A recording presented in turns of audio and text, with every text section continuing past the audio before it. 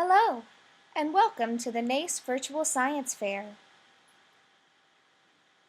In this presentation, we will go over how to recruit e-mentors and registration.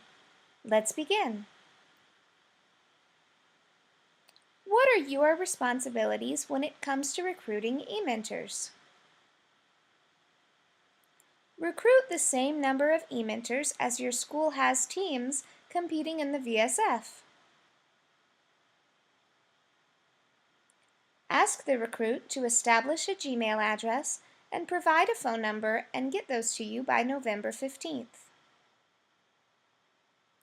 Use the attached Excel file from your email to record your e-mentor's information. Collate the name, affiliation, phone number, and Gmail address of the recruits and send those to Dr. Whitney Elmore by December 1st.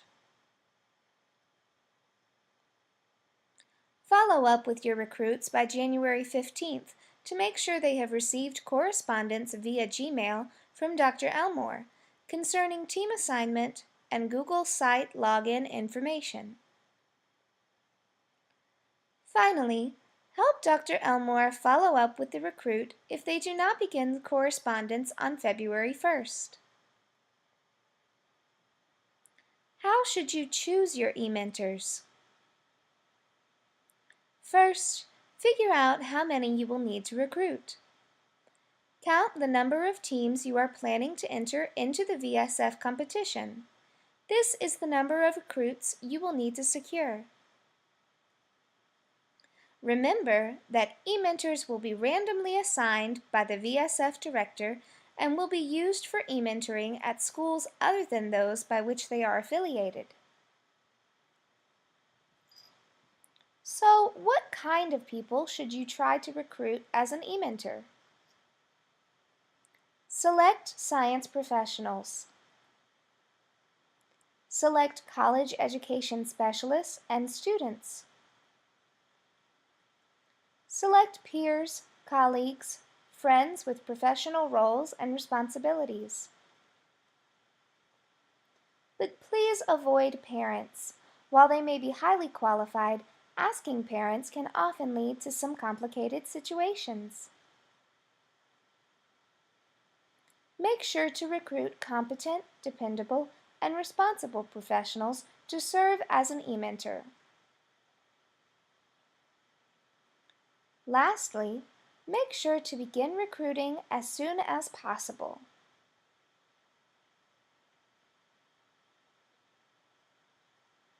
Let's talk about what to tell your e-mentors.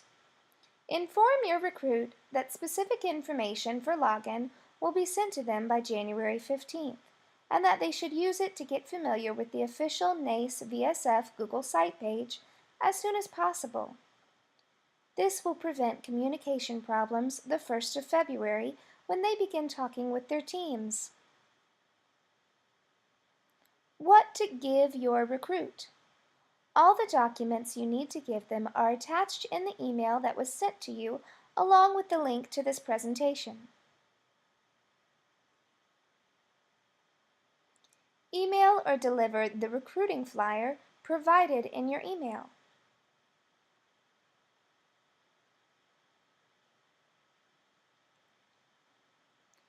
Email the link for the e-mentor training presentation to the recruit.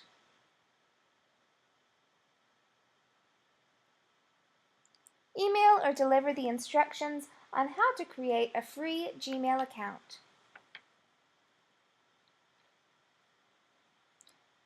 Now that you know what to give your recruit, let's see what you should get from your e-mentor recruit. Request that e-mentors register for a VSF dedicated Gmail account that is simple and free. Explain that mentoring occurs in Google Sites and that other email accounts are not compatible. Ask that the recruit send you an email from their new Gmail address by November 15th. Also ask that the recruit provide you with a phone number in this email in case of communication errors.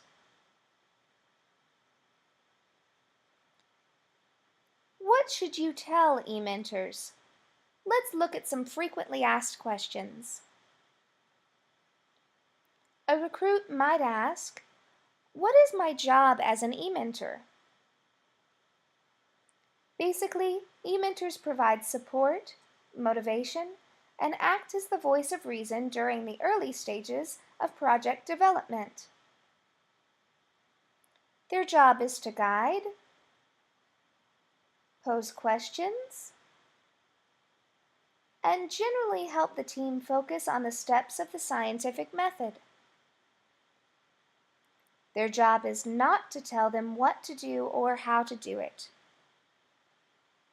Instead, ask the students questions and help steer them towards some resources to help them develop their research questions, hypothesis, and subsequent experiments.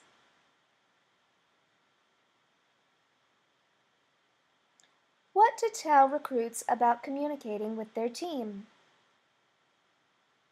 A recruit might ask, "When should I begin communicating with my team?"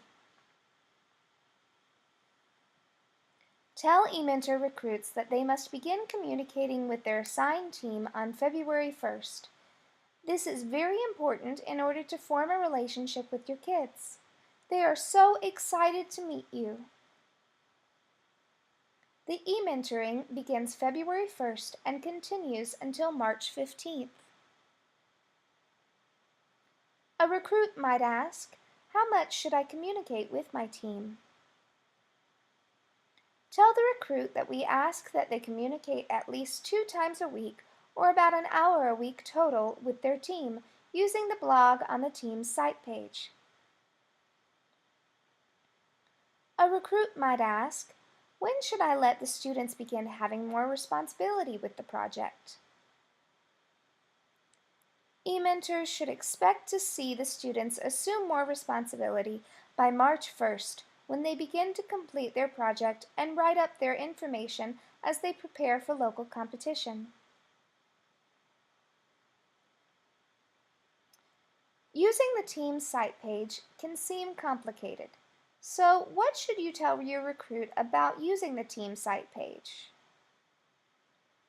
A recruit might ask, "How can I access my team site page?"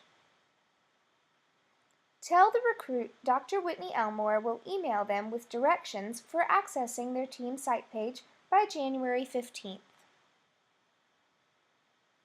A recruit might ask, "Can I communicate with my team any other way than through the student's team page in Google Sites?" No, they cannot. Remind your recruit that they are working with children, so the only communication with the students should be on the student's team page in Google Sites as a safety precaution. A recruit might ask, "What if I have problems with my email account or my team's Google Site page?"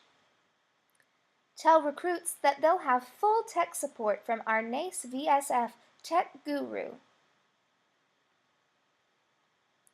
A recruit might ask, "Who should I talk to if a problem comes up?"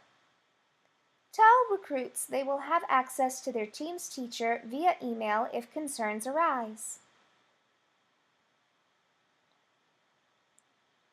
Let's recap. Your job is to recruit e-mentors.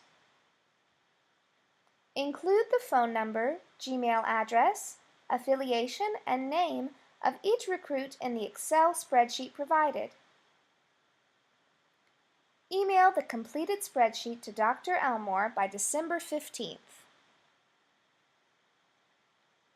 Finally, remind your recruit of the virtual science fair's start on February 1st. Please make a point of how important this first day of communication is to the kids participating. Thank you so much for all your time and talents you are giving to the virtual science fair.